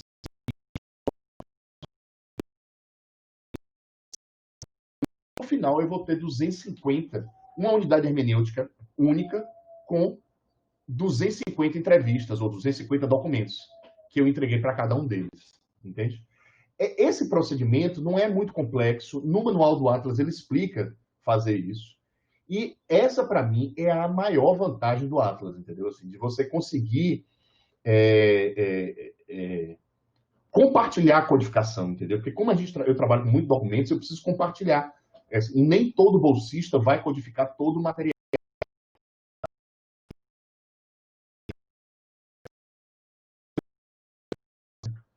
Não, na minha tese eu precisei que alguém fizesse uma codificação de matéria. Uma pessoa fez codificação de matéria para mim. Aí depois eu peguei a codificação de matéria e fundi com a minha unidade hermenêutica da minha tese, tá? Então, mais uma vez, Save Copy Bundle e depois o Merge. Depois, se você quiser, eu te explico as etapas do Merge, mas não tem mistério, não. Tá? Vou interromper o compartilhamento aqui. Tem algumas perguntas. E quando surgem novos códigos ou code em vivo? Boa pergunta. É o seguinte.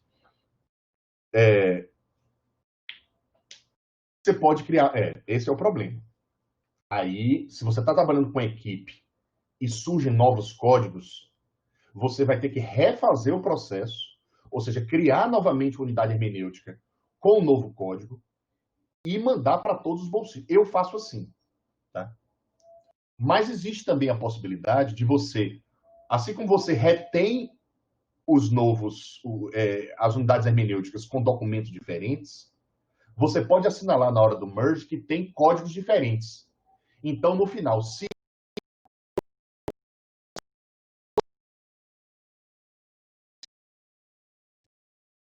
código JLM e outro criou YWZ, aí depois, no final, você vai ter isso.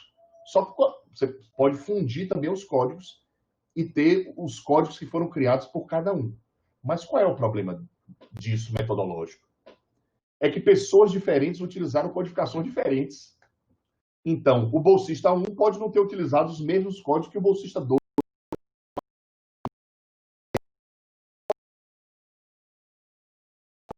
Algum bolsista percebeu que tem um código muito importante para a pesquisa, para a codificação, refaz a estrutura de códigos, refaz as bundles e manda para todo mundo. É assim que eu trabalho, entendeu? Faltam 5 minutos, né? Eu falo demais. Isso já aconteceu uma vez, numa pesquisa grande que eu fiz com 8.000 matérias para crack na mídia impressa. Tá? A gente teve que voltar, porque surgiu uma 4ª categoria na análise. Tá? Não tem nada não, pode perguntar. Bem, gente, faltam 5 minutinhos, né? É uma sexta-feira. Sextou, hashtag sextou, tá? Mas sextou em casa, então não é sextar. Eu espero que vocês estejam bem, né? Eu espero que esteja sendo útil para vocês esse encontro. Marco e Paulo pegaram aí tudo certinho? Muito legal, obrigado. Tranquilo, Léo. Pronto. Eu vou fazer uma avaliação, porque na sexta-feira que vem, talvez eu tenha um compromisso, eu vou avaliar se eu faço mais uma sessão com as ferramentas de análise, tá certo? Se eu não tiver o compromisso, eu mando um e-mail para vocês com um link, tudo bonitinho, e a gente fecha com as ferramentas de análise, tá certo? Mas lembre-se, para vocês entenderem a ferramenta de análise, vocês já precisam dominar mais ou menos esse material anteriormente, tá? Então eu peço a vocês que treinem, para na hora que você chegar lá não tiverem dúvidas, eu falar assim do que é quotation, o que é code, para não ficar perdido, tá certo? Então, obrigado, gente. Boa tarde. Fiquem em paz aí e até a próxima. Manda o link com essa gravação em breve, tá certo? Deixa eu parar aqui. Vou pausar a gravação.